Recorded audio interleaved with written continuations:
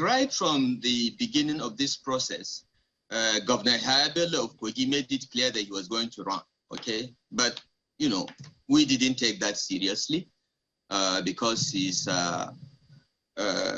second-term governor. He's taking no risk at all. He's still governor till 2024, so maybe he's just gambling, so we didn't take it seriously. But when some governors, like my humble self, Governor Zolum of Borno, Badaru, and a few other governors were approached to buy forms and join the race on the assumption that if PDP zones the presidency to northern Nigeria, or if they pick either Senator Bukola Saraki, Tambuwal, or Atiku Abubakar, there is a need for APC to reconsider its position. We got worried because what PDP does has nothing to do with what APC does. We are the governing party, and a northerner has been president for 7 years, going to 8 by the grace of God. And the fact that PDP has picked a northerner does not mean we should deviate from our principle. It's a principled position which does not change because of intervening events. So a few of us started talking. I was approached to pick up the form. I declined because I have had the view for the past 2 to 3 years that the next president of Nigeria should be from southern Nigeria. I wished the PDP also took that message and ensured that a southerner emerged. It would not be talking about this, but they played this political game, and you know, we shouldn't respond to it position, because as the governors of the as 12 out of the 14 governors of the APC, and those that have the greatest influence on the delegates that will vote in this election, you know, you ignore our views at your peril.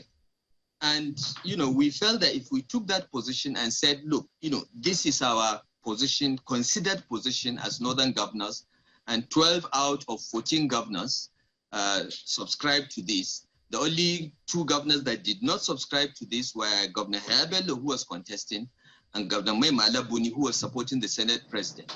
All 12 of us signed to this, and we felt it was in the interest of the country, it was in the interest of our party, it is in the interest of northern Nigeria to do so, and that's what we did. And the president supported us 100%. Governor Rufai, if I may ask you, when you heard the position of the party national chairman, Senator Abdullah Adam, what came to your mind? I mean, I know you and your colleague governors went to meet him. Where did that emanate from? Did the president actually mention Senator Ahmed Lawan? Look, you have to ask the party chairman that, because I'm not privy to any discussions that he had with the president. All we knew was that we were hearing stories that Ahmed Lawan is the anointed candidate, and we felt that we had to take a position as governors to end the charade. And when we met the president, we asked him very, very clearly, Mr. President, we are willing to support any candidate that you anoint, providing the candidate is from the South. And the president told us in that meeting, which was followed up by a press statement by his spokesman, my Barewa senior Garba Shehu, that I have anointed no one. That statement went viral, and it reinforced the position of the 12 northern governors that the presidency should come from the South. What the president told us in that meeting is, go and meet with the party, give me 5 names, I will look at them, I will consider anointing one of them. And that we did. The following day, we did that, and we had 5 names for the president, and he looked at the 5 names, all from the South, and he said, these names are fine, any one of these can lead Nigeria, let's go to primaries. May the best man win. Why? I and mean, it looks... Yeah. Any one of the 5 that you want us to support, because 16 of us, 16 APC governors pledged that whoever the president picked and said, out of those 5, and said, go to the primaries, 16 of us that were not tied to any candidate, were not contesting, I mean, we exempted Omahi, Kayode Fayemi, a few governors that we knew are tied.